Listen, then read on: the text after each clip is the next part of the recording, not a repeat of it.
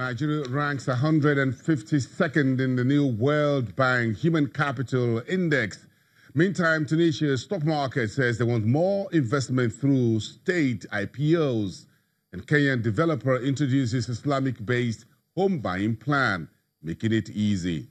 This is Your Business Incorporated. I am Busi Namafaye here in Lagos. Let's kick off with the markets here in Africa. And of course, it looks like a global bloodletting. Stock markets bleeding since Wednesday.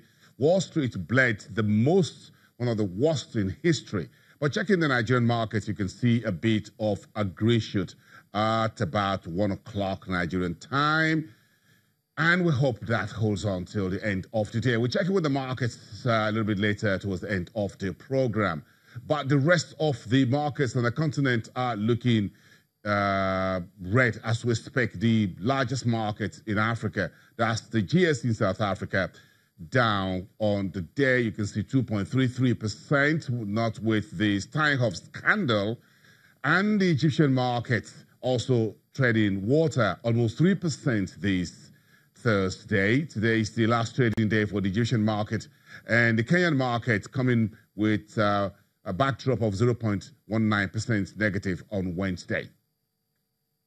Let's check with the Middle Eastern markets, and it's the same negative sentiments. All the major indices pointing southwards. The Saudi index taking the biggest hit, 3.45% today. Dubai financial markets about 2% in the negative territory. The Qatar Stock Exchange shared 1.03%, and Abu Dhabi is trailing those three other GCC markets by 0.93%. And that takes us straight to Europe, where the markets are also turbulent, taking a cue from the Wall Street on Wednesday, where the Dow fell nearly 900 basis points. So, investors have their eyes today on the U.S. inflation data and a few others. We'll try to put all of that together in a basket. Let's get Conrad Wilson, my colleague at the Frankfurt Stock Exchange, DWTV for Channel Television, to bring us up to speed. Conrad, of course, it's been a very nasty Wednesday, and it's looking like Thursday is looking the same. But first, before that, is this very key economic data, the consumer price inflation, updated a few minutes ago by the U.S. What's the data? What's the market reaction to it? Well, first of all, I just pulled this data out of the ticker, so I'm reading it out to you. Consumer prices in the United States in September increased by 0.1% compared to August. And year over year, the consumer price index is up 2.3%, and that is slightly lower than the expectation on the markets. And look at this. Look at the German share index, taking this quite positively, this piece of news, because it's taking a little bit out of this idea that the Federal Reserve in the U.S. might be increasing interest rates quicker and more strongly than anticipated up until now.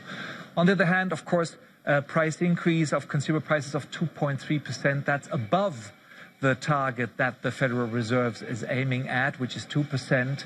So I'm not sure how long the optimism will last. Of course, the Federal Reserve will continue to be inclined to increase interest rates, notwithstanding the U.S. President, Donald Trump, who's just called the Federal Reserve crazy for doing what it does, its monetary policies. Yep. Yes, that's been a soundbite resonating around the world.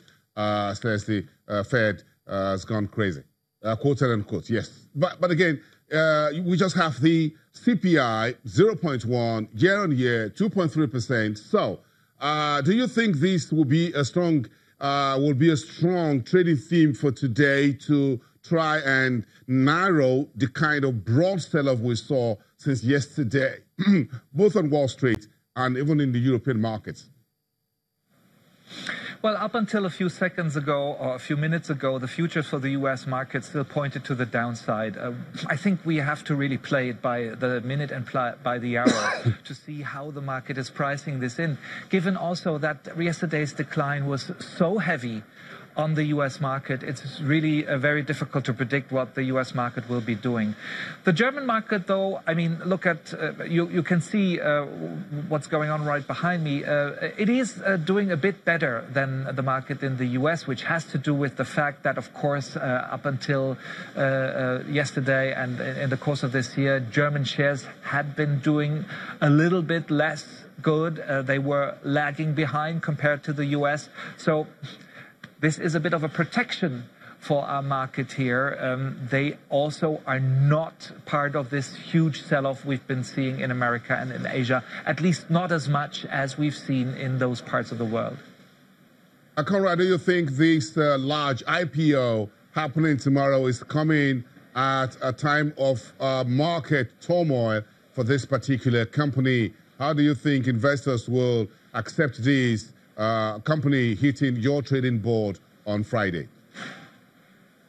Well, I can tell you the time gods really seem to have been favorable to Knorr-Bremse. That's the name of the company, Knorr-Bremse. I don't know how to pronounce this in English. I can only pronounce this in German. You know, the brakes maker, the steering systems maker, valued at around about 13 billion euros. Why have the time gods been favorable for them? Well, the company, due to the shaky markets, it cut short the book building period for those shares. It was supposed to end today, but given high demand for those shares and also given the shaky markets, Knorr-Bremse said, well, we cut short our book building period. We ended on Wednesday. And that was shortly before, you know, the sell-off on Wall Street, the sell-off in Asia, and the sell-off happened here in Europe, which means the company managed to price its shares during that book building period, and for the moment it looks like this IPO is going to happen tomorrow. We can only wait and see. I'll have to tell you tomorrow afternoon whether it really happened. It is tomorrow. It's not far from here. And again, of course, it's a Friday, so we can all lay back after that. Thank you. Conrad Boesen from Frankfurt Stock Exchange.